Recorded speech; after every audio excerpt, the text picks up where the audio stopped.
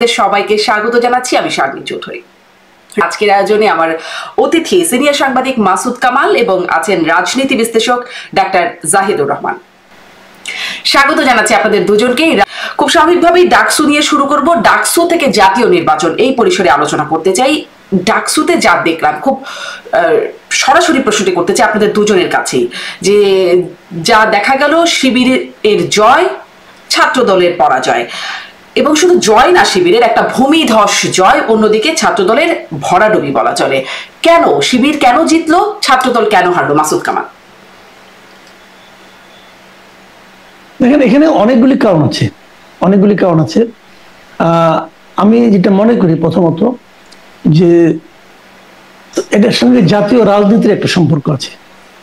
বিএনপির যে অ্যাটিটিউড, বিএনপির যে সমস্ত কথাবার্তা, তার নেতিবাচক প্রভাব পড়েছে ছাত্রদলের উপর, ছাত্রদলের ভোটের উপর।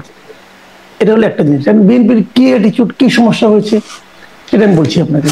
এক নম্বর হলো, বিএনপির মধ্যে কিন্তু একটা হামবড়া ভাব চলে আসছিল, এক ধরনের দম্ভ, এক ধরনের অহংকার, যে আমরা তো হচ্ছি, আমরা তো ক্ষমতায় যাচ্ছি, কোনো সমস্যা নেই, কেউ আমাদেরকে ফেরাতে পারবে না।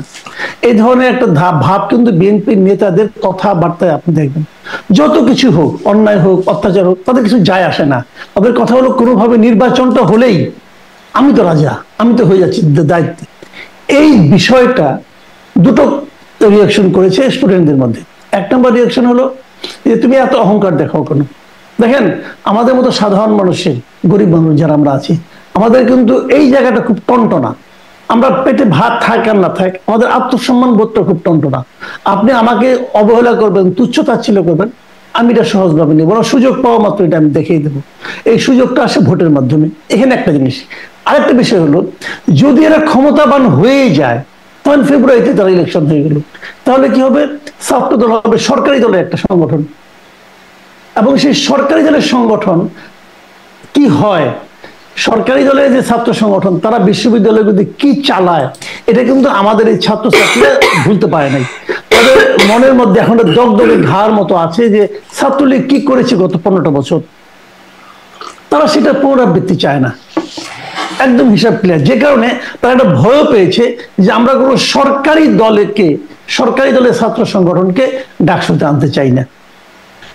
যদি বিএনপির যে কেন্দ্রীয় নেতৃত্ব, তাদের মধ্যে যদি ওইরকম সরকারে চলে যাওয়া, নিশ্চিত জয়, শিওর সাকসেস, এই ধরনের মনোভাব ওদের কথাবার্তায় চালচলনে না থাকতো, তাহলে হয়তো এই ভয়টা সাধারণ মানুষ পেত না। এটা হলো একটা দিক। দ্বিতীয় একটা দিক বলি আপনাকে আমি। দ্বিতীয় দিকটা হলো, এটা খুব বিস্ময়, এটা আমার কাছে বিস্ময়কর মনে হলো প্রথম দিকে, পরে আমার মনে হয় নাই, কারণ আমি নিজেও এই ব্যাপারে একটা ভুল প্রেডিকশন করেছিলাম আগে। আমার একটা ধারণা ছিল যে আওয়ামী লীগের যে ভোট, যদি আওয়ামী লীগ ভোট দিতে না পারে, যদি আওয়ামী লীগের কোনো প্রার্থী না থাকে, তাহলে আওয়ামী লীগের ভোটটা আসলে কোথায় যাবে? আমি মনে করতাম যে এই ভোটটা বোধ হয় বিএনপিতে যাবে, কিন্তু আমার ভুলটা ভাঙছে এই ঘটনার মাধ্যমে, যে আসলে এই ভোটটা আসলে বিএনপি পাবে না, এটা জামাত পাবে। তার প্রমাণ হলো এই ঘটনা। কারণটা আমি বলি আপনাকে। কারণটা হলো কি, সারা দেশে আওয়ামী লীগের বিভিন্ন পর্যায়ের নেতা নেত্রীর উপর কিন্তু অনেক রকম টর্চার হয়েছে, তাদের ভোগান্তির শিকার হতে হয়েছে, তাদের দৌড়ের উপরে থাকতে হয়েছে, তাদের বিরুদ্ধে একাধিক মামলা হয়েছে, অনেক মামলা হয়েছে। এবং আপনি খোঁজ দিয়ে দেখেন, এই মামলাগুলো 98% মামলার বাদী হচ্ছে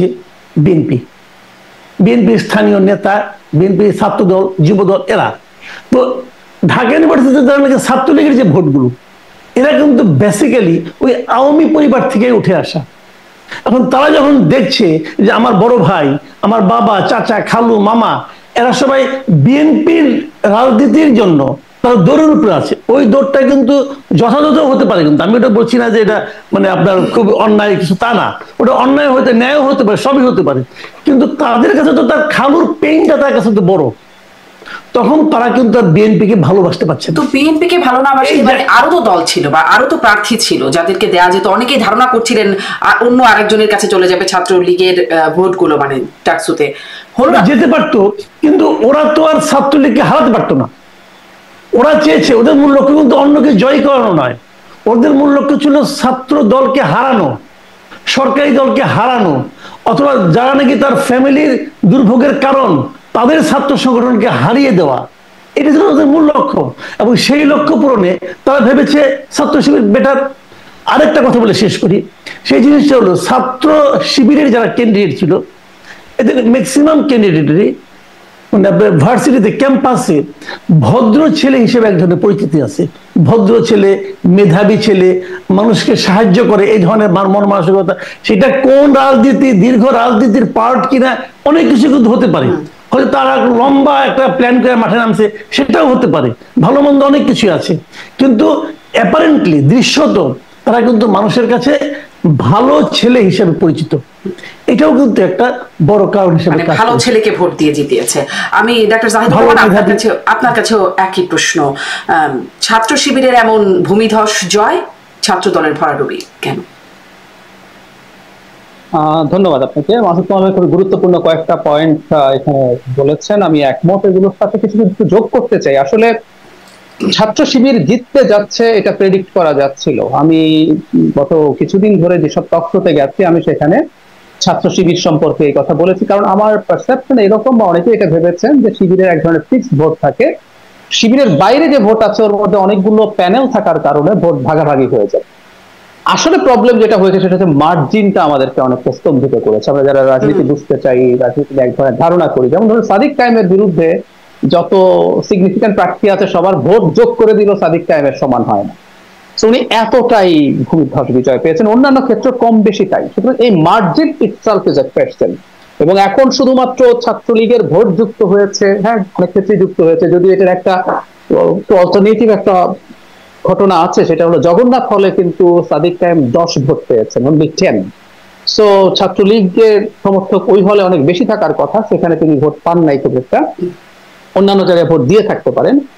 কিন্তু আমার কাছে যেটা মনে হয়, এক বছর থেকে ছাত্র শিবির এই নির্বাচনটাকে কেন্দ্র করে সাংগঠনিক কর্মকাণ্ড চালিয়েছে, এবং শুধু ভালো ছাত্র বা ভালো ইমেজের চাইতে যেটা হয়, তাদের এই প্রবণতা অনেক আগে থেকে আছে। তারা স্টুডেন্টদেরকে নানা কাজে সাহায্য করার চেষ্টা করে। আপনি খেয়াল করবেন, নিশ্চয়ই আপনি জানেনও, ছাত্র শিবিরের অনেকগুলো কোচিং সেন্টার আছে, ভর্তি কোচিং। ওই ভর্তি কোচিং এর সময় থেকেই শুরু হয় তারা স্টুডেন্টদের সাথে যোগাযোগ করা। এই স্টুডেন্টরা যখন ভার্সিটিতে আসে তার প্রয়োজন অপ্রয়োজনে, গত এক বছর আমি এটা পার্সোনালি জানার চেষ্টা করেছি, হলগুলোতে তারা স্টুডেন্টদের প্রয়োজন মেটানোর চেষ্টা করেছে। কোনো স্টুডেন্টের যদি ফিনান্সিয়াল ক্রাইসিস থাকে তাকে ফিনান্সিয়াল সাপোর্ট দেওয়ার চেষ্টা করেছে। আমরা তো ওই পানির ফিল্টার দেওয়ার কথা, মানে খুবই আধুনিক পানির ফিল্টার হলগুলোতে দেওয়া হয়েছে। এরকম স্টুডেন্টদের জন্য কিছু ওয়েলফেয়ার করার চেষ্টা করেছে তারা। এবং খেয়াল করবেন, ওনারা জামায়াতে ইসলামী ছাত্র সংগঠন, ইসলামী ছাত্র সংগঠন, ওনারা ধর্মকে খুব বেশি সামনে নিয়ে আসেন নাই এবার। এবং তারা এক ধরনের সেন্ট্রিস্ট স্ট্র্যাটেজি বা সেন্টার রাইটের অ্যাটিটিউডের মতো। এবং একজন নারী ক্যান্ডিডেট তাদের প্যানেলে ছিলেন, যিনি হিজাব দূরে থাকুক তিনি ওড়না মাথায় দেন না, মানে যেটা শিবিরের সাথে নেওয়া যায় না। ছাত্র সংস্থা, ছাত্রী সংস্থার যে স্টুডেন্ট, ফিমেল স্টুডেন্টরা নেকাবও পড়েন। তো সেই জায়গায় তারা এই ধরনের একটা ইমেজও দেখানোর চেষ্টা করেছেন। এবং দিনের শেষে আমার কাছে মনে হয় যে তারা স্টুডেন্টদের পাশে থেকেছেন, সাংগঠনিকভাবে কাজ করেছে। উল্টো দিকে বিএনপি নির্বাচনে ছাত্রদল যাবে কি যাবে না এই সংশয়ে ভুগলো দীর্ঘদিন। তারা এই নির্বাচনটা প্রাথমিকভাবে মনে হয়েছে করতে চায়নি। পরে তারা যখন সিদ্ধান্ত নিল, প্যানেল দিতে দেরি করলো, এবং তাদের ক্যাম্পেইনের জন্য খুব বেশি সময়ও আসলে হাতে ছিল না। সুতরাং কিছু জাঁকজমক, কিছু চটক দেখানো আর সাংগঠনিক ভাবে বেস তৈরি করে সেই বেসকে দিয়ে সবার সাথে পার্সন টু পার্সন কমিউনিকেট করে ডিফারেন্টলি। ছাত্র শিবির নিজের নামে অথবা তাদের আরেকটা পরিচয় আমি এভাবে বলবো যে সাধারণ শিক্ষার্থী নামেও তাদের এক ধরনের স্টুডেন্টদের সাথে যোগাযোগের জায়গা আছে। এটাও আমার একটা প্রশ্ন ডাক্তার সাহিদ, এটাও আমার একটা প্রশ্ন, মানে তারা আসলে ছাত্র শিবির নামে ডাকসু নির্বাচনটা করে নাই, ঐক্যবদ্ধ শিক্ষার্থী জোট ব্যানারে তারা এই ডাকসু নির্বাচন করলো। আপনি যে কৌশলগুলোর কথা বলছিলেন, যে যেমন বিশেষ করে নারী প্রার্থীর কথা বলছিলেন, এটিও কি একটা কৌশলের অংশ, ঐক্যবদ্ধ শিক্ষার্থী জোট? আমি মনে করি ছাত্র শিবির নামটার মধ্যে একটা নেগেটিভ কনোটেশন আছে, আমরা মানি বা না মানি, এটা হয়ে গেছে, তারা সেটা করেছেন। আর মাসুদ কামাল ভাই বিএনপির ওই যে মামলার যে কথা বললেন আওয়ামী লীগের ক্ষেত্রে, আবার একই সাথে আমি বলবো বিএনপির বিভিন্ন জায়গায় যে বিএনপির লোকজন গ্রাসরুটে অনিয়মের সাথে জড়িয়েছে, চাঁদাবাজি, দখলদারি এসবের সাথে জড়িয়েছে, এই স্টুডেন্টদেরই বাড়ি ওইসব জায়গায় আছে, তার পরিবারের কেউ না কেউ এগুলো দ্বারা অপ্রেসড হচ্ছে, হয়তো ওগুলোর এক ধরনের প্রভাব এখানে এসে পড়তে পারে। সবকিছু মিলে এটা হয়েছে। আর আমি একটা কথা একটু বলে রাখা জরুরি বলে মনে করি, খুব ইম্পর্টেন্ট এটা, আওয়ামী লীগের অপশাসনও ছাত্র শিবিরকে স্টুডেন্টদের মধ্যে, আমি এটা নিয়ে ডিটেইলও কথা বলবো হয়তো কখন, আমি কিছু বলে রাখি, খেয়াল করবো আওয়ামী লীগের সময়ে ছাত্র শিবিরকে বিশেষ করে মারাত্মক রকম অত্যাচার করা হয়েছে। মানে আমরা আওয়ামী লীগের সময়, মানে আমরা আওয়ামী লীগকে স্বাধীনতা বিরোধী ট্যাগ দেয়া, তারা স্বাধীনতা বিরোধী মানে এই অর্থে যে তারা এখন সেটা ওন করে, আমরা সমালোচনা করতে পারি, আমরা তাদেরকে নানা রকম তাদের আচরণগত ইস্যু নিয়ে কথা বলতে পারি, কিন্তু তাকে ফ্রি রাজনীতি করার সুযোগ দেওয়া দরকার ছিল। আওয়ামী লীগের সময় ছাত্র শিবিরকে বিশেষ করে ডিহিউম্যানাইজ করা হয়েছে। আপনার কারো গায়ে যদি ছাত্র শিবির ট্যাগ দিয়ে দেওয়া যায়, ওকে আপনি মেরে ফেলতে পারেন। আমার একটা ঘটনা মনে পড়লো, সেটা হচ্ছে ওই যে কুপিয়ে হত্যা করা হলো, ওর নাম যেন কি ছিল, বিশ্বজিৎকে যখন কুপিয়ে হত্যা করা হলো, ফেসবুকে লোকজন লিখছে ও তো হিন্দু, ও তো শিবির হতে পারে না। মানে ব্যাপারটা এইরকম যে শিবির হলে কোপানো যায়, বিশ্বজিৎ হিন্দু, ও তো শিবির হতে পারে না। আবরার ফাহাদের ক্ষেত্রে একই আলোচনা করছে, আবরার ফাহাদ শিবির না, তো শিবির হলে কিন্তু পিটিয়ে মেরে ফেলা যায়। তো শিবিরের উপরে একটা সিস্টেম্যাটিক অপারেশন চালানো হয়েছে। আমার মনে পড়ে শেখ হাসিনার সময় একবার বুয়েটের কিছু স্টুডেন্ট টাঙ্গুয়ার হাওড়ে না কোথায় জানি নৌকা ভ্রমণ করতে গেছে, ওদেরকে ধরে থানায় ঢুকিয়ে ফেলা হয়েছে, ওরা নাকি শিবির, ওরা ওখানে নাকি কি বৈঠক করতে গেছে। তো এই যে অত্যাচার করা হয়েছে, শিবির অত্যাচারিত ছিল, শিবির মজলুম ছিল, এটাও অনেক স্টুডেন্টের সিম্প্যাথি পেতে সাহায্য করেছে। জি, আসলে এখান থেকে এই প্রশ্নটা আসে, যদিও এই প্রশ্নটা আজকের জন্য রেলিভেন্ট না, তবুও করে রাখি যে এই মজলুম ট্যাগ পেয়ে আবার ছাত্রলীগ বা আওয়ামী লীগ তারা সামনের দিনে এই বেনিফিটটা পাবে কিনা, সামনের দিনে এটা পেতে পারে। হ্যাঁ, নিশ্চয়ই পারে। জি, আর আপনি বলছিলেন বা মাসুদ কামালও বলছিলেন যে বিএনপি মামলাগুলোর 98% মাসুদ কামাল বলছিলেন যে মামলাগুলো বিএনপির লোকজন করেছেন। মানে জামাত শিবিরের কোনো ভূমিকা কি ছিল না আওয়ামী লীগকে, মানে যার কারণে আসলে আওয়ামী লীগের ভোট বা ছাত্রলীগের ভোটগুলো এই পাশে চলে আসছে ছাত্র শিবিরের কাছে? জামাত শিবিরের কোনো বিএনপির মতো কোনো দায় বা জায়গা নাই? মাসুদ কামাল, আপনার কাছ থেকে একটু শুনি। আচ্ছা, আমি আজকে আমি সারাদিনে আজকে বিভিন্ন জনকে কিন্তু টেলিফোন করেছি, যোগাযোগ করেছি যে এই জিনিসটা বোঝার জন্য, যে আমি আসলে কি বুঝতেছি, তারা কি বুঝতে, একটা এক্সচেঞ্জ করার জন্য আর কি মতামত। এবং আমি 2-3টা ঘটনা জানলাম, আমি খুব বিস্মিত হলাম। সেই ঘটনাগুলো হলো এমন যে থানা পর্যায়ে অথবা জেলা পর্যায়ে পর্যন্ত কোনো একজন ব্যবসায়ী, সেই ব্যবসায়ীর বিরুদ্ধে মামলা হয়েছে, মামলা হওয়ার পর সে অ্যারেস্ট হয়ে গেছে, তো ব্যবসাটা কে চালাবে? এবং দেখা গেছে ওই ব্যবসায়ীটা হয়তো ব্যবসার হয়তো লুটপাট হয়ে যেত, বিএনপির লোকজন লুটপাট করে ফেলতো, অথবা বিএনপি হয় না, হয়তো বিএনপির নামধারী কেউ, ওরকম হতে পারে, সে তো বিএনপিও না, কিন্তু সে বিএনপি নাম নিয়ে আসছে, তাকে কে জিজ্ঞাসা করবে, কে চ্যালেঞ্জ করবে? এই সময়ে ওই ব্যবসায়ীর পক্ষে জামাতের লোকজন দাঁড়িয়ে পড়ছে। মানে আমি বিস্মিত, এবং আমাকে অনেকে বললো যে ঘটনাগুলো এরকম হয়েছে অনেক জায়গায়, যে জামাতের লোকজন আওয়ামী লীগের ওই ব্যবসাটাকে, আওয়ামী লীগের ওই লোকটার ব্যবসাটাকে মানে আপনার প্রোটেকশন দিচ্ছে, যে না এটা করা যাবে না, ওনার ব্যবসা উনি করুক, ওনার ওই ভদ্রলোকের ছেলে অথবা তার ফ্যামিলি কেউ সেই ব্যবসাটাকে ধরছে এবং সেটাকে প্রোটেকশন দিচ্ছে জামাতের লোকজন। এই ধরনের ঘটনা কিন্তু অনেক জায়গায় ঘটেছে। এবং আমি এমনও জানি, এটা একদম আমার নিজের ফ্যামিলিতে জানি, আমার শ্বশুরবাড়ি এলাকায় একটা ঘটনা বলতে পারি আপনাকে। ওখানে মানে ছাত্র যে আপনার ওই গত বছর অগাস্টের সময় ঘটনাটা ঘটেছিল। ছাত্র দলের এক ছেলে, সে ছাত্রলীগের স্থানীয় সভাপতি ছিল, সে তখন পরে তাকে বাদ দিয়ে দেওয়া হয়েছে। সেই ছেলে যে লুটপাট করতে করতে গরু নিয়ে গেছে এক ফ্যামিলির থেকে, এবং সন্ধ্যার সময় সেটা আবার ওখানকার যে মানে জামাতে ইসলাম যারা করে তারা আবার ফেরত দিয়েছে ওই লোককে, ওই ফ্যামিলিকে। এবং মানে নিয়ে গেল ছাত্র দলের লোকজন, ফেরত দিল শিবিরের লোকজন, মানে আপনার জামাতের লোকজন। এইভাবে কিন্তু অনেক জায়গায় জামাতের কিন্তু একটা ইতিবাচক, তাহলে তো এই যদি সমীকরণটা হয়, মানে একদম গ্রামেগঞ্জের সমীকরণটা যদি এরকম হয়, তাহলে তো জাতীয় রাজনীতির সমীকরণটাও তো বদলে যাওয়ার কথা, মানে ভোটের সমীকরণ। দেখেন জামাত কি করছে, আমি যখন মাঝে মাঝে মনে হয় যে জামাতের যে রাজনৈতিক প্রজ্ঞা, তার কাছে বিএনপি আসলে শিশু, জাস্ট শিশু। আমি আপনাকে একটা ঘটনা বলি, দেখেন জামাত কি করেছে। জামাত কিন্তু প্রশাসন দখল করে নিছে। অগাস্টের পর থেকে তারা কোনো ঝামেলায় যায় নাই, প্রশাসনের কি পয়েন্টগুলোতে তাদের লোকজনকে বসাই দিচ্ছে। এখন তারা বিশ্ববিদ্যালয়গুলো দখল করবে এবং খুব সিস্টেমেটিক ওইটা দখল করবে। আপনি দেখবেন, আপনি চোখের সামনে যাবেন, আপনি বিএনপি করবেন, আপনি বিএনপি লিডার, আপনি বলবেন যে এরকম হচ্ছে, তার গা জ্বলবে, ফিরাতে পারবেন না ভাই। তারা সিস্টেমেটিক ওইটা তারা কাজ করছে, তারা একটা ভিশন নিয়ে মাঠে নামছে। আমি কিন্তু পার্সোনালি মনে করি, দেখেন আমি কিন্তু বিএনপি রাজনীতি করি না, আমি জামাতের রাজনীতি পছন্দও করি না, কোনো সমস্যা নাই, কিন্তু আমি এটা দেখছি যে জামাত যে কাজটা করতেছে, ওরা যে রাজনীতিটাই করুক, তারা সেই রাজনীতিটাকে মিন করে, যেটা আমাদের করতে হবে। বিএনপি তা করে না। দেখেন আজকে বিএনপির স্থায়ী কমিটির একজন সদস্য মির্জা আব্বাস আজকে একটা কথা বলছেন, আমার কাছে খুব আমি বেশ কৌতুক অনুভব করছি তার কথা থেকে। তিনি বলতেছেন যে জামাত শিবির ছাত্রলীগের ভোট দেয়া এইখানে তারা জিতে গেছে, এবং তারা বলছে যে প্রতিটা মিটিং এ যখন আমরা মিটিং এ বসি, মিটিং এ জামাতের পক্ষ থেকে আমাদেরকে বলা হয় দেখবেন আওয়ামী লীগ যেন ফেরত না আসে, আওয়ামী লীগকে যেন ফেরত না আনা হয় কোনোভাবেই, এভাবে আমরা সবাই মিলে কাজ করি। আমাদের এখানে বলছে, বলার পর তারা যে তলে তলে আবার আওয়ামী লীগের সঙ্গে মিল দিচ্ছে, এটা দেখে সে খুব অবাক হয়ে গেছে। ভাই অবাক হওয়ার কিছু তো নাই, রাজনীতি তো ভাই সিরাতুল মুস্তাকিম না, এটা সহজ সরল পথ না, রাজনীতিতে অনেক কিছুই ঘটবে। এবং ওই জন্যই বললাম যে তাদের যে রাজনৈতিক প্রজ্ঞা এবং রাজনৈতিক যে আপনার কৌশল, তার কাছে বিএনপি আসলে শিশু আমার যেটা মনে হয়। ডাক্তার জাহিদুর রহমান যেটি মাসুদ কামাল বললেন, মির্জা আব্বাসের সেই কথা যেটি তিনি মির্জা আব্বাস বলছেন, আমিও একটু মির্জা আব্বাসকে কোট করি, মাসুদ কামাল যেটি বললেন সেটাই বলি। ডাকসু নির্বাচনে বিএনপি হেরেছে আপনারা বলতে পারেন, কিন্তু আমি বলতে পারছি না যে আমাদের এত ভোট কোত্থেকে এলো, হিসাব মেলে না। গভীর ষড়যন্ত্রের আভাস পাচ্ছি। বিভিন্ন দল যখন আমরা একসঙ্গে বসে বলা হয় খেয়াল রাখতে হবে, আওয়ামী লীগকে ঠেকাতে হবে, তারা আবার এলে কচু কাটা কাটবে, কিন্তু তলে তলে আওয়ামী লীগের সঙ্গে আঘাত করে ছাত্রলীগের সব ভোট নিয়ে গেছে শিবির। বিএনপির বিরুদ্ধে দেশে ও দেশের বাইরে ষড়যন্ত্র চলছে। আমি এই ষড়যন্ত্রের জায়গায় একটু জোর দিয়ে আপনার কাছ থেকে জানতে চাই, এটা কি ষড়যন্ত্র মনে হয়? মানে কোন রকম ষড়যন্ত্র কি চলছে? বিএনপি কিন্তু বেশ প্রায় সময় ষড়যন্ত্র দেখে।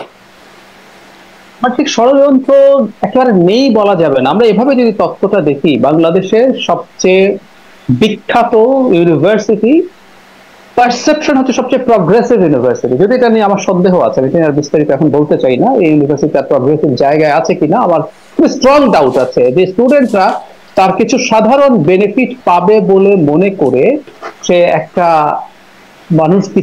মানুষজনকে ভোট দেয়, এবং সত্যিকার অর্থে তাদের মধ্যে ওয়েল বিহেভড, ওয়েল ম্যানার্ড লোকজন আছে, কিন্তু এটা যে একটা গুরুত্বপূর্ণ রাজনৈতিক গেমের পার্ট, এটা যারা ধরতে পারে না তারা কতটুকু প্রগ্রেসিভ আমার সন্দেহ আছে। কিন্তু আমরা কাগজে কলমে তো আসলে আমরা ধরে নিতে পারি সবচেয়ে প্রগ্রেসিভ। তো সেই জায়গায় যখন এইরকম ইসলামিস্ট আইডেন্টিটি, যারা ইসলামী আইডেন্টিটি পলিটিক্স নিয়ে থাকে, রাজনীতি করে, তারা এখানে ভূমিধ্বস বিজয় পাচ্ছে। সুতরাং বাংলাদেশে ইসলামাইজেশন হচ্ছে, যদিও এটা ঠিক জামায়াতে ইসলামী বা ছাত্র শিবির র্যাডিক্যাল ইসলামিস্ট না, তারা আমাদের কনস্টিটিউশনাল ফ্রেমওয়ার্কের মধ্যে কাজ করবে বলে, কিন্তু এই জামাতেরই নেতারা বাংলাদেশের শরিয়া আইন কায়েম করতে চায়, এই আলাপ আছে। তো বাংলাদেশে এমন সংগঠন ঢাকা ইউনিভার্সিটিতে জিততে পেরেছে যাদের মাদার অর্গানাইজেশন বাংলাদেশে শরিয়া আইন কায়েম করতে চায়। ঠিক একইভাবে জাতীয় নির্বাচনেও যদি জামাতকে এরকম ভোট টোট দিয়ে কোনো না করে, এবং একটা জিনিস কিন্তু জড়িয়ে লক্ষ্য রাখা জরুরি, আওয়ামী লীগের সাথে তার দৃষ্টিভঙ্গিগতভাবে জামায়াতের ন্যারেটিভের খুব আকাশ পাতাল পার্থক্য থাকলে একটা উদাহরণ দেয়। পশ্চিমবঙ্গে যখন নির্বাচন হয়েছে বা ত্রিপুরাতে যখন বিধানসভা নির্বাচন হয়েছে, খুব সারপ্রাইজিংলি দেখা গেছে মমতা ব্যানার্জির যে ভোট সেটা ফিক্সড আছে, বিজেপির যে ভোটটা বাড়ছে সেটা সিপিআই এর ভোট ওখানে যাচ্ছে। বামরা বিজেপিকে ভোট দিচ্ছে, ঠিক ওদের যত পার্সেন্ট কমে বিজেপি তত পার্সেন্ট বাড়ে। তো এই ঘটনা ঘটতে পারে, এই ঘটনা ঘটার খুবই সম্ভাবনা আছে। এখন বাংলাদেশে যদি এই ধরনের ইসলামী দল অনেক বেশি ভোট পায়, বিশেষ করে 26 সালের এপ্রিল মের কথা আমি বলি বারবার, সেটা হচ্ছে পশ্চিমবঙ্গ বিধানসভা নির্বাচন আছে, এখানে এই ধরনের রাজনীতি খুবই মাথাচাড়া দিয়েছে, এটা ইন্টারন্যাশনালি যেমন আছে, ভারতের ডোমেস্টিক পলিটিক্সের জন্য খুবই জরুরি। সুতরাং এইরকম একটা, আবার আমি বলি এটাকে খুব ষড়যন্ত্র কি বলা যাবে, নির্বাচনে তো এর ভোট ওকে দেয়া, তার ভোট তাকে দেয়া, এগুলো হতেই পারে, এগুলো বরং এক ধরনের প্ল্যান। তলে তলে কিছু কি হয়েছে, আপনি যেভাবে বলছেন এটা হতেই পারে, কিন্তু তলে তলে ষড়যন্ত্র এই বিষয়গুলোর কি কিছু আছে? তলে তলে আমি যদি বলি ঢাকা ইউনিভার্সিটিতে তলে তলে যদি সিদ্ধান্ত হয় ছাত্রলীগ শিবিরকে ভোট দেবে, এটাও তো আসলে এই গেমের মধ্যে পাউল না, এটা একেবারে গেমের রুলস এর মধ্যে আছে, যে কেউ তলে তলে সিদ্ধান্ত নিয়ে এই ভোট দিতেই পারে। আমার কাছে এটা তলে তলের মধ্যে কোনো সমস্যা আপনি দেখেন না, তলে তলে সেই ওবায়দুল কাছ থেকে একটু বেশি পরিচিত পেয়েছিল। আসলে যেটা হয়েছে, আসলে সত্যি কথা যেটা বলি সেটা হচ্ছে বিএনপি এইরকম খালি পরাজয় না, পরাজয় আবারও বলছি, পরাজয় আমরা বুঝতে পারছিলাম, কিন্তু এই মার্জিনের পরাজয় এটা তাদেরকে খানিকটা না বেশ খানিকটা অস্বস্তিতে ফেলেছে। এখন তারা তো কোনো না কোনো একটা ন্যারেটিভ সামনে আনতে হবে। নিশ্চয়ই। ওই একটা প্রশ্ন আপনার কাছে একটু করে আমি আবার মাসুদ কামালের কাছে যাই, যে আপনি বলছিলেন যে শিবিরের ছেলেরা যে ওয়েল বিহেভড, ওয়েল ম্যানার্ড, বা তারা ভালো কাজ করছে, এই যে ভালো কাজ দিয়ে মন জয় করা বা ভোট জয় করা, এর মাধ্যমে কি তারা, বা ধরুন ওই যে শিবিরের বদলে ঐক্যবদ্ধ শিক্ষার্থী জোট ব্যানার, এই বিষয়গুলো আনা, এর মাধ্যমে কি সেই 71 মুক্তিযুদ্ধ নিয়ে যে একটা কন্ট্রোভার্সি আছে, প্রশ্নবোধক চিহ্ন অনেকগুলো আছে, বা নেতিবাচক সমালোচনা, আপনি বলছিলেন জামাত শিবিরের সাথে একটা নেতিবাচক বা নেগেটিভিটি জড়িয়ে আছে, মানে সেটিকে তারা উতরে যেতে পারছে, মানে পারলো, এটাই কি তার নজির? আচ্ছা, একটা জিনিস হয়তো মানতে হবে, আমরা মানে আমি ব্যক্তিগতভাবে চেষ্টা করেছি, নিজে চেষ্টা করেছি, বলেছি, আমি লিখেছি, বাংলাদেশের রাজনীতিতে মুক্তিযুদ্ধ থাকতে হবে, কিন্তু সেটা আওয়ামী বয়ানের মুক্তিযুদ্ধ না। কিন্তু এটা ফ্যাক্ট, আওয়ামী লীগ এই কথাগুলো এমন ভাবে ব্যবহার করেছে যেটার মাধ্যমে সে আসলে মানুষের উপর অত্যাচার নিপীড়নকে জায়েজ করার চেষ্টা করেছে। ফলে এই ঢাকা ইউনিভার্সিটিতে হয়তো এই কথাগুলো খুব বেশি মানে কানেক্ট করতে পারেনি। আর আমি আরেকটু খোলাখুলি যদি বলি, আমি এতটা খোলাখুলি বলতে চাইনি, ঢাকা ইউনিভার্সিটির স্টুডেন্টদের সোশিও ইকোনমিক কন্ডিশনের যে অ্যাভারেজ যদি এরকম হয় যে যথেষ্ট প্রান্তিক পরিবার থেকে অনেক স্টুডেন্ট আসে ঢাকায়, তারা যদি একটা কোচিং এর সময় ডিসকাউন্ট পায়, তারা যদি ভার্সিটিতে চান্স পাওয়ার পর সেই কোচিং এ পড়াতে পারে, তার যদি একটা ফ্যানের প্রয়োজন হয় টাকার জন্য কিনতে পারছে না, যদি সেটা শিবির কিনে দেয়, এই জিনিসগুলোর আসলে ইম্প্যাক্ট অনেক বড়। সুতরাং ভোট তো ভোটই, সুতরাং এই জায়গাগুলোতে তারা কাজ করেছে, সুতরাং ওইটাতে কানেক্টেড হয়ে খুব বড় সম্ভাবনা আছে এবং তারা প্রত্যেকের সাথে যোগাযোগ করে গেছে সবসময়। এবং আমি ছাত্র শিবির চিনি, ব্যক্তিগতভাবে কিভাবে চিনি, আমি যে কলেজে পড়াশোনা করেছি চিটাগংয়ে, এটা শিবির নিয়ন্ত্রিত কলেজ ছিল, সুতরাং তারা কি করেন, কিভাবে সম্পর্ক রক্ষা করেন, এগুলো আমার দেখা আছে। সুতরাং সেটাই হয়তো এখানে এবার কাজ করছে। জি, আমি মাসুদ কামাল আপনার কাছে একটু এই প্রশ্ন দিয়ে ছোট্ট করে শুরু করি, আরো কয়েকটি প্রশ্ন আপনার কাছে করতে চাই। যে এই যে মুক্তিযুদ্ধ বিরোধী, এটি তো শুধু আসলে ট্যাগ নয়, এটি একটা ঐতিহাসিক বাস্তবতাও বটে, বা আওয়ামী ন্যারেটিভও কি শুধুমাত্র মানে শিবিরের যে সেই অবস্থান সেখান থেকে কি তারা সরে আসতে পারলো, এটি আপনার কাছে প্রশ্ন। এই জয় কি মানে শুধু তো জয় না, আসলে ভূমি ধস জয়, সেটি কি আসলে সেই বার্তা দিচ্ছে এটি? এবং সাথে সাথে আরো একটা ট্যাগ কিন্তু শিবিরের সাথে ছিল, এখনো বারবার উচ্চারিত হয়, রক কাটা, সেই ট্যাগগুলোকে শিবির উতরে আসলো কিনা? না, এটা এত তাড়াতাড়ি এই সিদ্ধান্তে আসা যাবে না, কারণ মানে তাদের কিছু ঘটনা, রক কাটার ঘটনা কিন্তু ঢাকা ইউনিভার্সিটি কখন হয় না। ঢাকা ইউনিভার্সিটি দেখেন, ঢাকা ইউনিভার্সিটিতে শিবির কিন্তু অনেক বছর ধরেই তাদের কোনো কার্যক্রম, প্রকাশ্য কার্যক্রম মোটামুটি দেখা যায়নি, অনেক বছর, 3 দশক তো হবেই। এই 3 দশকে ঢাকা ইউনিভার্সিটিতে শিবিরের কেউ ছিল না, শিবিরের কেউ থাকলে তো মাসুদ ভাই, আমি একটা জিনিস এখানে যোগ করি, আমি এটাকে শুরু থেকে প্রটেস্ট করছি, এটা আমি এবার রিসেন্টলি জানলাম। বাংলাদেশের ওই ঢাকা ইউনিভার্সিটি ক্রিয়াশীল সব ছাত্র সংগঠন একত্রে কি যেন একটা নাম দিয়েছিলেন, তারা সিদ্ধান্ত নিয়েছিলেন শিবিরকে প্রকাশ্যে রাজনীতি করতে দেবেন না। এটা ঢাকা না, শুধু জাহাঙ্গীরনগর ইউনিভার্সিটিতেও আছে। আমি খুব স্ট্রংলি এটাকে প্রটেস্ট করি যে সব সংগঠন মিলে, যে সংগঠনটা নিষিদ্ধ না, শিবির তো নিষিদ্ধ ছাত্র সংগঠন না, কোন অধিকারে তারা তাকে এরকম রাজনীতি করতে দেবে না সিদ্ধান্ত নিয়েছে, এবং ওই সিদ্ধান্তের কারণেই আসলে শিবির রাজনীতি করতে পারেনি। আমি বলি আপনাকে, আমি এটা জানি মানে তখন আমি ঢাকা ইউনিভার্সিটির স্টুডেন্ট, যখন এই ঘটনাটা ঘটে তখন আমি ঢাকা ইউনিভার্সিটির স্টুডেন্ট, এবং তখন আমি নিজেও একটা ছাত্র সংগঠনের সঙ্গে জড়িত ছিলাম। আমি যাদের সঙ্গে ছিলাম তারাও এই সিদ্ধান্ত নিয়েছিল যে তাদেরকে করতে দিবে না, এবং এটা নিয়ে আমি ওই ছাত্র সংগঠনে থাকাকালীনই আমি প্রতিবাদ করেছি যে আপনি কেন দিবেন না, তারা যদি মন্দ হয় সেটা এই তাদেরকে মন্দ এবং তাদেরকে আমি কথা বলতে দেব না, এই সিদ্ধান্ত নেওয়ার আপনি কে, আমি কে? আমি তাদের কর্মকাণ্ড নিয়ে আলোচনা করতে পারি, আমি তাদের কর্মকাণ্ড নিয়ে ক্যাম্পেইন করতে পারি, মানুষকে বোঝাতে পারি তাদের কেন রাজনীতি তাদেরকে সমর্থন করা যায় না, কিন্তু আমি তাদেরকে কথা বলতে দেব না, এটা আমি ভাই পক্ষে না। এবং আমি এখনো কিন্তু ওই একই দৃষ্টিভঙ্গি সবসময় পোষণ করি, আমি কোনো নিষিদ্ধের পক্ষে না। যাক, সেটা অন্য প্রসঙ্গ, ওই লাইনে আমি যাচ্ছি না। তো এখন এখানে যেটা হয়েছে, সেই ট্যাগটা কিন্তু ঢাকা ইউনিভার্সিটিতে কিন্তু কখনো রক্ষার কোনো ঘটনা আমি দেখিনি, আমার মনে পড়ে না, হইতে পারে আমি আমার যদ্দূর মনে পড়ে আমি এরকম রক্ষাটা কোনো ঘটনা দেখিনি। রক্ষাটার ঘটনা রাজশাহী ইউনিভার্সিটিতে হতো, অনেকগুলি হয়েছে কিন্তু, এবং সেটা শিবিরের নেতৃত্বে হয়েছে বলে আমরা তখনও শুনেছি, সে সমস্ত কারণ ছিল। কিন্তু ঢাকা ইউনিভার্সিটিতে ওই ট্যাগিংটা ছিল না, কিন্তু ওই ট্যাগিংটা কিন্তু অনেক বড় ঘটনা ছিল। ওই ট্যাগিংটা এত দ্রুত ওই কয়েকটা নির্বাচনে জিতলেই যে শেষ হয়ে যাবে আমি তা মনে করি না, তাদের আচরণের মাধ্যমে সেটাকে তাদেরকে প্রমাণ করতে হবে। এটা কিছুদিন হয়তো সময় লাগবে অথবা যাবে না। কিন্তু আমি আরেকটা কথা বলি, দেখেন আমরা সবাই বলতেছি যে শিবির কেন জিতলো, শিবিরের কি করেছে, শিবির কিভাবে মানুষকে সুযোগ সুবিধা দিয়েছে, এগুলো আমরা বলছি। কিন্তু আমার কথা হলো কি, এই কাজগুলির মন্দ কি? আমার কথা হলো তারা যে কাজগুলি করেছে এটার মধ্যে খারাপটা কি আছে? একদম খারাপটা কি? হ্যাঁ, এরা যদি সংগঠন যদি বরং মাসুদ ভাই বরং এই জিনিস দেখে যদি অন্যরা চাপ বোধ করে করতে শুরু করে সেটা ভালো হবে, আর স্টুডেন্টদের জন্য ভালো হবে। আমি তো এখন যদি ছাত্র শিবির যদি একটা ফিল্টার দেয় তো এটা তো প্রশংসা করার মতো। এখন এটার মধ্যে তারা দিল অতএব তারা খারাপ, দুষ্ট, তাদের অন্য মতলব আছে। আরে ভাই, আপনি মতলব দিয়ে দেন না, আপনার তো দেওয়ার কোনো অভ্যাসই নাই, আপনাদের নেওয়ার অভ্যাস। তো এইটা তবে আপনি নেওয়ার অভ্যাস, আপনি নেওয়ার সংস্কৃতি নিয়ে দেওয়ার সংস্কৃতি সম্পন্ন একটা সংগঠনকে আপনি পরাজিত করবেন, ভাই আপনি কেন এটা আশা করেন?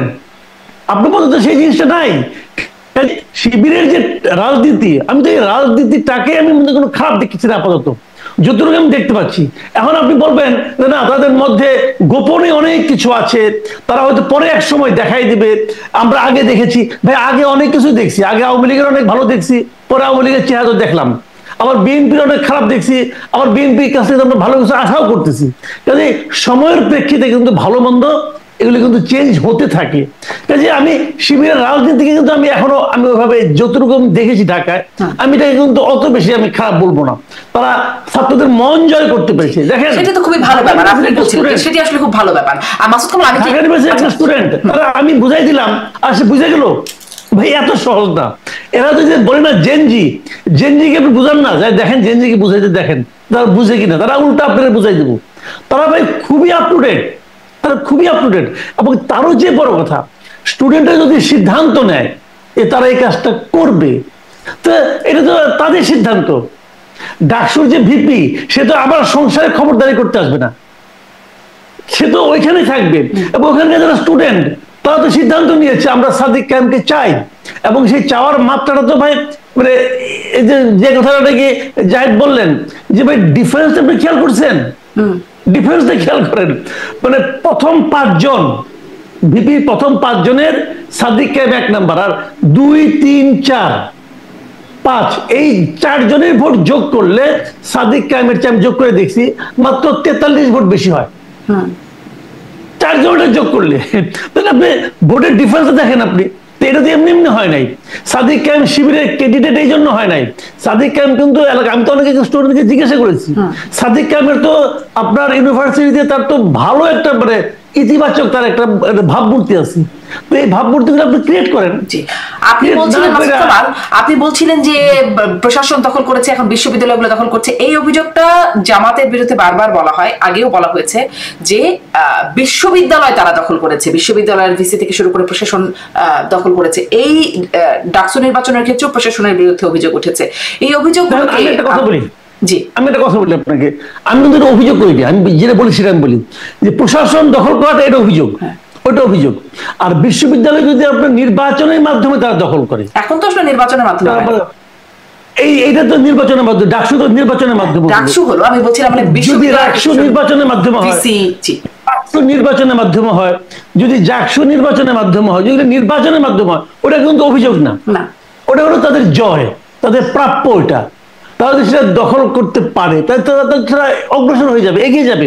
দেখেন জাতীয় নির্বাচন এটা প্রভাব পড়বে সেটা কিন্তু আমি ওইভাবে বলছি না। জাতীয় নির্বাচন প্রসঙ্গ নিশ্চয়ই আপনি আনবেন, আমি মনে হয় এখন বলবো না, আপনি পরে আনবেন তো তখন বলবো।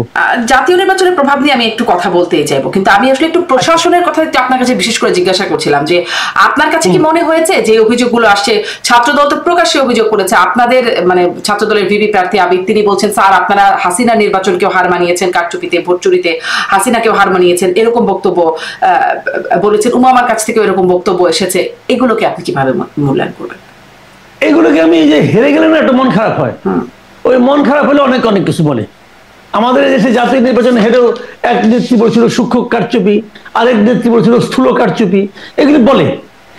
এই বলাটাকে আমি খুব গুরুত্ব দিলাম। 2 দিন পরে দেখবেন তারা এটা বলবে না, কারণ হেরে গেলে এখন তো একটা অজুহাত দিতে হবে। আমরাও তো ছোটবেলা পরীক্ষা খারাপ করলে বলতাম যে স্যার সিলেবাসের বাইরে থেকে প্রশ্ন করছে, তো সিলেবাসের বাইরে থেকে প্রশ্ন করে আমি শান্তি পাওয়ার চেষ্টা করতাম, আমি আমার বাপ মাকে বুঝাইতাম।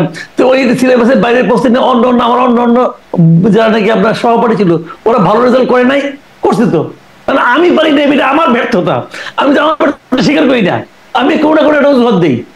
এখানে একই জিনিস ভাই, শুনেন আমি বলি, ঢাকা ইউনিভার্সিটি যদি এরকম মানে 3 গুণ 4 গুণ ভোট পাওয়ার মতো কারচুপি হয়ে থাকে, তাহলে এই স্মার্ট ছেলে মেয়েগুলো কেউ বুঝলো না, কেউ দেখলো না। আর আপনি দেখছেন একটা জায়গায় একজন প্রার্থী বের হওয়ার সঙ্গে সঙ্গে ওটা কমপক্ষে 1500 ক্যামেরা, সবাই মোবাইল টোবাইল দিয়ে কি ক্যামেরা করতেছেন, ভেতরে যাচ্ছে। তো এগুলি একটা, হ্যাঁ 2-1টা ঘটনা যে ঘটে নাই সেটা কিন্তু ব্যর্থ যে হয় না তাই আমি বলবো না, এটা পৃথিবীর সব ভোটেই হয়। আপনি যত সতর্ক, আপনি যদি ভাত খাইতে বসেন না, আপনার প্লেট থেকে 2-1টা ভাত বাইরে কিন্তু পড়বে, তার মানে এই না আপনি ছড়াই ছিটিয়ে খাচ্ছেন। তো ওইটা 2-1টা ঘটনা সবসময়, এবং এটা আমি মনে করি না যে ওইটার মাধ্যমে এই 2 গুণ 3 গুণ ভোট পাওয়া যায়। এটা আমার কাছে ভাই এখন পর্যন্ত মনে, উমামা বলছেন, উমামা স্ট্যাটাস দিয়েছেন, তারপরে আপনার আবিদ স্ট্যাটাস দিয়েছেন, বাট ডকুমেন্ট দেন না, সাপোর্টিং ডকুমেন্টটা দেন, সাপোর্টিং কিছু দিতে পারেন না। আপনি ওই সুইপিং কমেন্ট করলে তো হবে না রে ভাই। আমি ডাক্তার জাহিদ আপনার কাছ থেকে এটা নিয়ে ছোট্ট একটা মন্তব্য জানতে চাই যে বিশ্ববিদ্যালয় প্রশাসনের ভূমিকাকে আপনি কিভাবে দেখেছেন? তাদের বিরুদ্ধে কারচুপি অভিযোগ, হাসিনাকে ছাড়িয়ে যাওয়ার অভিযোগ কিন্তু তুলছেন প্রার্থীরা, আর আবিদ এবং ওবামা বয়কটও করেছেন নির্বাচন, প্রশাসনের বিরুদ্ধে অভিযোগ তুলে। আমরা গতকাল যে শিক্ষক নেটওয়ার্ক আছে ঢাকা ইউনিভার্সিটি, তারা একটা সংবাদ সম্মেলন করেছেন। আমি পুরো সংবাদ সম্মেলনের পুরো বক্তব্যটা শুনেছি। ডক্টর সামিনা লুৎফা একদম বিস্তারিত ভাবে বলেছেন কি কি অনিয়ম আছে, এবং তাদেরই একটা মূল্যায়নকে আমি গ্রহণ করি যে কিছু অদক্ষতা, কিছু মিসম্যানেজমেন্ট আছে, কিন্তু নির্বাচনে এমন কিছু হয়নি যেটা আসলে নির্বাচনের ফলাফলকে প্রভাবিত করতে পারে। তখন কিন্তু ফলাফল আমাদের সামনে আসেনি। এখন আমি খুব খুশি হতাম উমামা যদি বা আবিদ যদি এই নির্বাচন নিয়ে কিছুটা প্রশ্ন করে মেনে নিতেন। এখন উমামা যে বক্তব্য ব্যবহার করেছেন হাসিনার সময় কেউ হার মানিয়েছে, এটা অনেক বেশি এক্সাজারেশন, অনেক বেশি এক্সাজারেশন। এটা দরকার ছিল না। কারণ আমাদের, যেমন আমি একটা ছোট উদাহরণ দিই, আমি আমার পার্সোনাল চ্যানেলে একটা ভিডিও করেছি, ওখানে বলেছি যে এই নির্বাচনে আমিও হেরেছি, মানে আমিও হেরেছি, মানে এই আমি একটা আমার অ্যাক্টিভিস্টের জায়গা থেকে একটা স্ট্যান্স নিয়েছিলাম। আমি চেয়েছিলাম, আমি কিন্তু আমার অ্যানালিসিস বলছিল শিবির জিতবে, আমি বলেছি, কিন্তু এত মার্জিন হবে সেটা বুঝিনি। কিন্তু আমি চেয়েছিলাম এবং আমি অ্যাপিল করেছিলাম যে শিবিরকে যেন ভোট না দেয়, এর বাইরে যে যাকে ইচ্ছা তার করবে। আমার নিজস্ব কিছু, মানে বিশেষ করে আইডেন্টিটি পলিটিক্স, মানে মুক্তিযুদ্ধ যদি সরিয়েও রাখি এই ন্যারেটিভ, এটা তো আছেই, আইডেন্টিটি পলিটিক্স আমি পছন্দ করি না। এখন হয়তো হয় নাই, এবং আমি খুব সহজে বললাম এখানে আমিও হারছি নির্বাচনে সামহাও। সো এই ব্যাপারটা দরকার আছে। উমামা ভালো করেছেন এবং উমামার সামনে খুব চমৎকার ভবিষ্যৎ আছে। তিনি স্বতন্ত্র দাঁড়িয়েছেন, দাঁড়িয়ে তিনি যে ফলাফল করেছেন, তিনি ব্যক্তিগতভাবে আমরা চিনি, তিনি অত্যন্ত সৎ এবং প্যাশনেট একজন মানুষ। কিছু রাজনৈতিক চিন্তা বুদ্ধি যদি এর বয়সের সাথে যুক্ত হয়, বাংলাদেশের রাজনীতির কথা বলছি, উনি ভালো করবেন, কিন্তু এই ধরনের মন্তব্য করাটা এটা খুবই এক্সাজারেশন হয়েছে, এটা দরকার ছিল না। আর ওই যে সামান্য কিছু এদিক সেদিক অনিয়মের কথা এসছে, হয়ে থাকতে পারে, সেটা নির্বাচনকে এই পর্যায়ে, মানে মার্জিনটা যদি খুব অল্প কিছু হতো তাহলে হয়তো এটা ধরে। এই ভোট গণনার সময় তিনি এটাকে সার্কাস বলে আখ্যায়িত করেছেন, তিনি লিখেছিলেন যে চলতেছে সার্কাস। হ্যাঁ, আমার কাছে মনে হয় যে তিনি খুবই হার্ট হয়েছেন, এবং তারপরও রাজনীতি করতে গেলে কিন্তু এই মাথা শান্ত রাখতে পারতে হবে। এমন কোন রাজনীতিবিদরা রেটরিক ব্যবহার করে, ঠিক আছে, কিন্তু এটাকে এমন জায়গায় নিয়ে যাওয়া উচিত হবে না যে যেটা একেবারে বিশ্বাসযোগ্যতার ধারে কাছে থাকে। ওনাদের উচিত ছিল কিছু প্রশ্ন তুলে রাখা, যে এই কিছু মিসম্যানেজমেন্ট হয়েছে, এটা হয়েছে, তারপর আমরা আমাদের এই রায়টা এক্সপেক্ট করছি, এটা বললে ভালো হবে। আমি এবার একটু একটু যোগ করবো, সেটা হলো ছাত্র দলের ভিপি প্রার্থী নির্বাচন গ্রহণ না করলেও জিএস প্রার্থী কিন্তু এটাকে গ্রহণ করেছেন এবং খুব সুন্দরভাবে একটা স্টেটমেন্ট দিয়েছেন, এটাকে আমি প্রশংসা করি। জি, প্রশংসনীয়। জি, মাসুদ কামাল, জাতীয় নির্বাচনের প্রসঙ্গে একটু আসি। স্বরাষ্ট্র উপদেষ্টা তিনি বলছেন যে এই নির্বাচন, মানে ডাকসু নির্বাচন জাতীয় নির্বাচনের ক্ষেত্রে মডেল হিসেবে কাজ করবে। এই বক্তব্যকে আপনি কিভাবে দেখেন? এই বার্তাকেও কিভাবে নিচ্ছেন?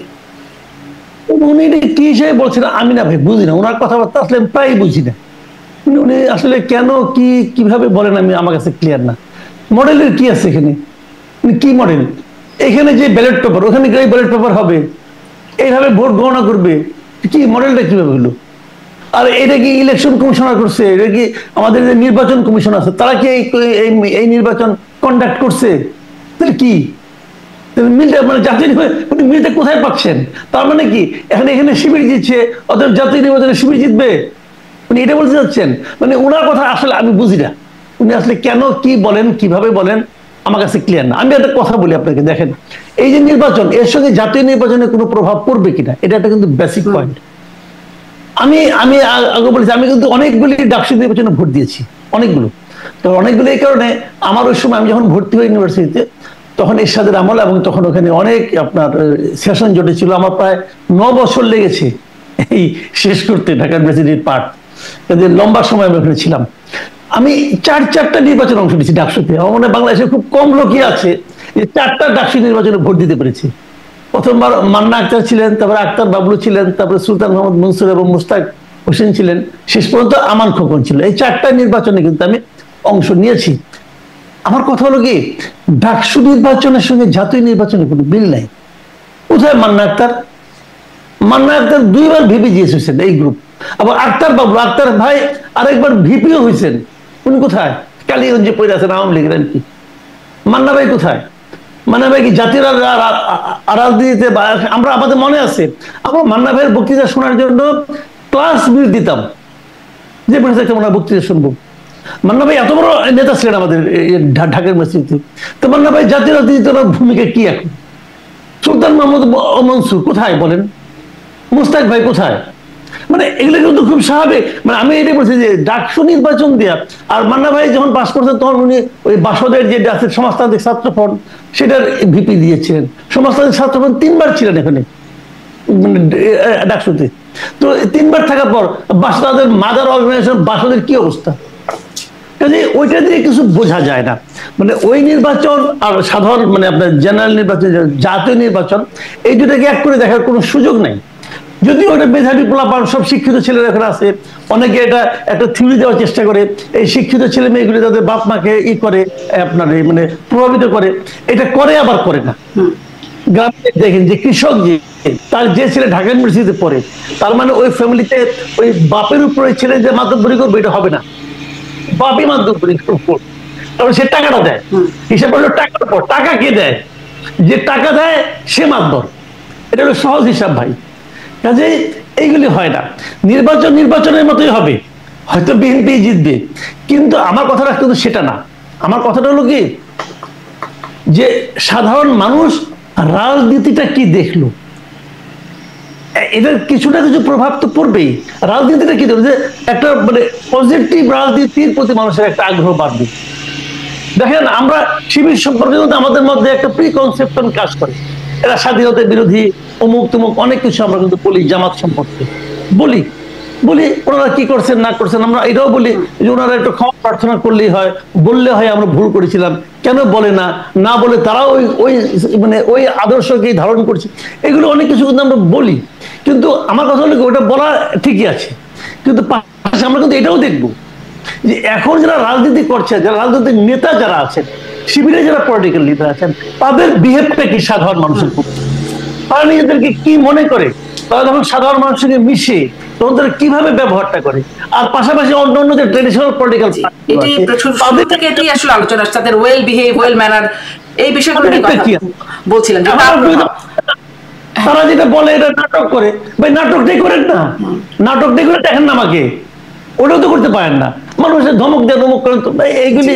জি, আমি আসলে ঠিক এখান থেকে এখন যেহেতু জাতীয় নির্বাচন নিয়ে কথা বলছি ডাক্তার জাহিদ আপনার কাছ থেকেও, তাহলে জাতীয় নির্বাচনে আমরা যে এতদিন ধরে বলছি যে সামনে আসলে বিএনপি অপেক্ষমান সরকার, বিএনপি নির্বাচন হলে বিএনপি জিতবে, এই যে একটা মানে এইটা একটা স্টেটমেন্ট একটা হয়ে গেছে, মোটামুটি এখন স্ট্যাবলিশড হয়ে গেছে, সেটা কি একটু শেকি হয়ে গেল? সেটা কি একটু সন্দেহ জায়গায় কোথাও তৈরি হচ্ছে মানে শিবিরের এরকম ভূমিধস জয়ের পর?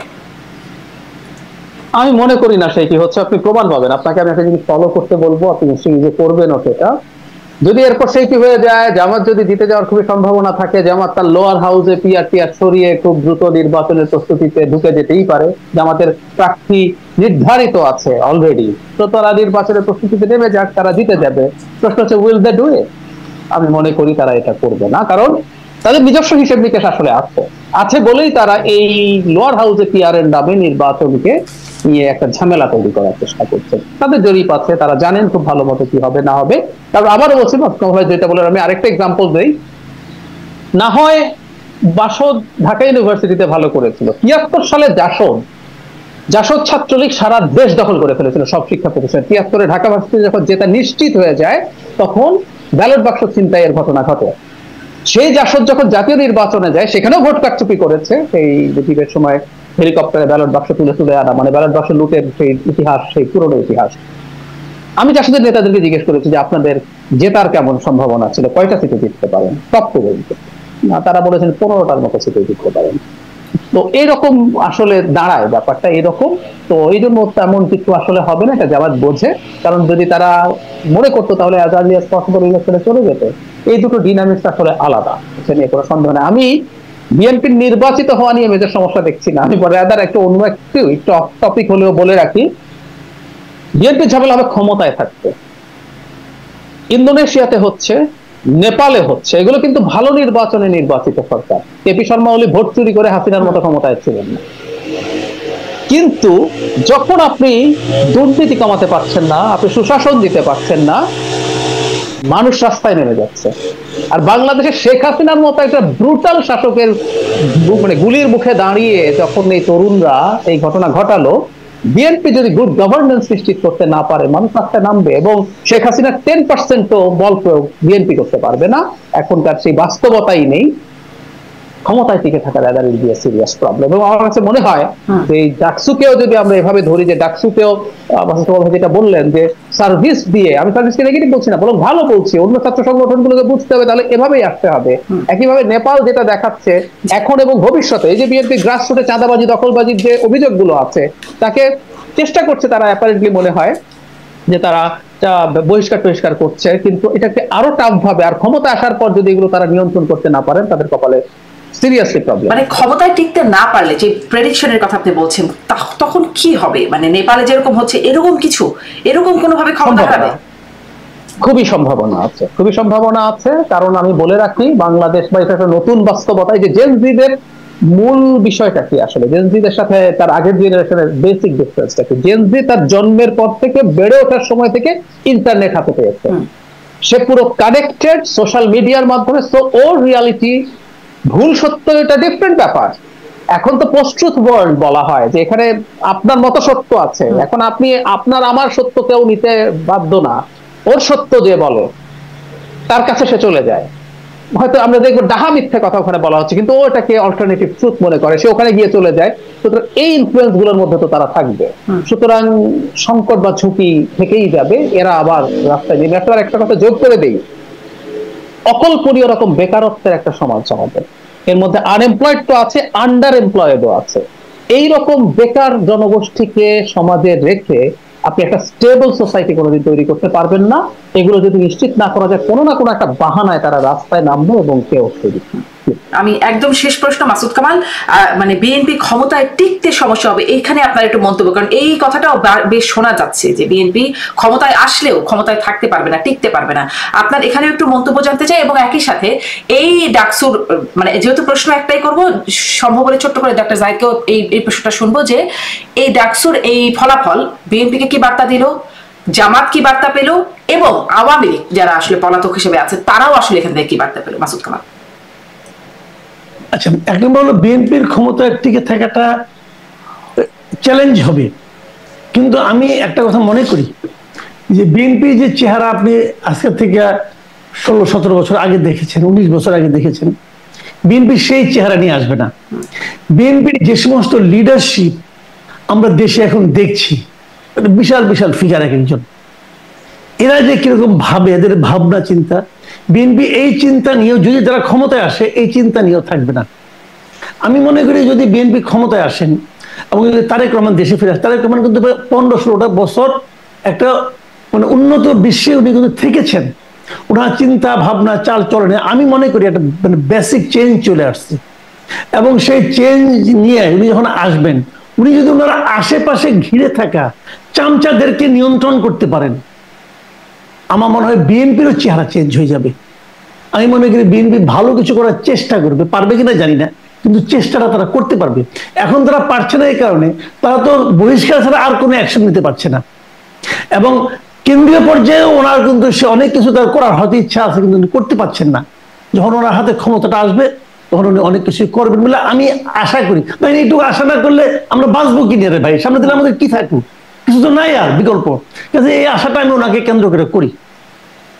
আর দ্বিতীয় যে ব্যাপারটা বলি, একটা বিষয় কিন্তু পুরো আলোচনায় আমরা মানে আসলে ভুলে গিয়েছিলাম কিনা জানি না, একটা বাস্তবতা এখানে এই ডাকসু ইলেকশনে দেখা গেছে, এটা প্রমাণিত হয়েছে যে ডক্টর ইউনূসের অত্যন্ত প্রিয় এনসিপি, এটা যে একটা বিশাল ফাঁপানো বেলুন, এটা এই ডাকসু ইলেকশন প্রমাণ করে দিছে। ডাকসু ইলেকশনে তাদের যারা প্রতিনিধি ছিলেন, বাকশাস বলে যাকে বলা হচ্ছে, তাদের অবস্থান কিন্তু অনেক স্বতন্ত্র ক্যান্ডিডেটের চেয়ে অনেক নিচে। কাজে এই যে ওরা বলে না যে আমরাই তরুণ তুর্কি, আমরাই তরুণদের সিপাহসালার, আমরাই তরুণদেরকে প্রতিনিধিত্ব করি, এই জিনিসটা একদম ধূলিসাৎ হয়ে গেছে। ওনারা আসলে কোথাও নাই রে ভাই। এই জিনিসটা ওনাদের যত তাড়াতাড়ি ওনারা বুঝবেন তত ভালো, কারণ ওনারা কিন্তু ক্ষমতা পাচ্ছেন, ক্ষমতার দম্ভে তো মনে করেন ধরাকে সরা জ্ঞান করেন, কিন্তু ওনাদেরও বুঝতে হবে ভাই আপনাদের আসলে কোথাও নাই, আপনারা কোথাও নাই। জি, মানে আমি আসলে জিজ্ঞাসা করেছিলাম বিএনপি, আওয়ামী লীগ এবং জামাত কি বার্তা পাবে, এনসিপি কি বার্তা পাবে, সেটি আপনি অবশ্য আগে স্পষ্ট, এটা আমার জিজ্ঞাসাই ছিল না, আপনি একদম স্পষ্ট করে দিলেন ডাক্তার সাহেব। আমি আসলে কোন দল কি বার্তা পাবে এই প্রশ্নটাই আপনার কাছেও জানতে চাই, কোন দল কি বার্তা পাবে। মানে বিএনপি মানে যদি তার অ্যানালিসিস করে সেটা হচ্ছে যদি আমরা যেসব কারণগুলো বলেছি সে যদি বিশ্বাস করে, বিশেষ করে স্টুডেন্টদের সাথে ইন্টারাকশন, ভালো আচরণ, তার জন্য কাজ করা, মানে ওয়েলফেয়ার। আমি আবারও বলছি শিবির কিন্তু তার ধর্মতাত্ত্বিক ব্যাপারগুলো ওভাবে আর সামনে আনে নাই। তো দিনের শেষে ওয়েলফেয়ার নিশ্চিত করতে হবে। বিএনপি এখনো ক্ষমতায় যায় নাই, তাও ক্ষমতায় গেলে কি করবে সেটা দেখা যাবে। তার আগে যেসব অনিয়মের সাথে, অন্যায়ের সাথে বিএনপির এই যে মামলার কথা আসলো, এই অভিযোগ শোনা যায় যে মামলা দিয়ে তারপর তাকে আবার এইখান থেকে বের করার জন্য নানা রকম ডিল করছে অনেক। তো এই জিনিসগুলো থেকে বেরিয়ে আসা দরকার আছে, আমি এটা মনে করি। আওয়ামী লীগের জায়গা থেকে ওই যে বলেছে যদি জামায়াতে ইসলামী শক্তিশালী হয়ে ওঠে, এটা আওয়ামী লীগের যে প্রিভিয়াস ন্যারেটিভ ছিল যে সে ক্ষমতায় না থাকলে আসলে এই জিনিসগুলো মাথাচাড়া দেয়, গ্লোবালি আসলে তার এটা দেখানো সহজ হবে। আর দে ওন্ট বি আনহ্যাপি, এবং তারা জাতীয় নির্বাচনে যদি জামায়াতের যদি সমর্থন দেখায় সেটা তারা করার চেষ্টা করতে পারে, যাকে তাদেরকে সেই উৎসাহ দেওয়ার সম্ভাবনা আছে। অনেক ধন্যবাদ, অনেক ধন্যবাদ ডাক্তার সাহেদ, অনেক ধন্যবাদ মাসুদ কামাল, আপনাদের দুজনকে ধন্যবাদ। দর্শক সাথে থাকবে।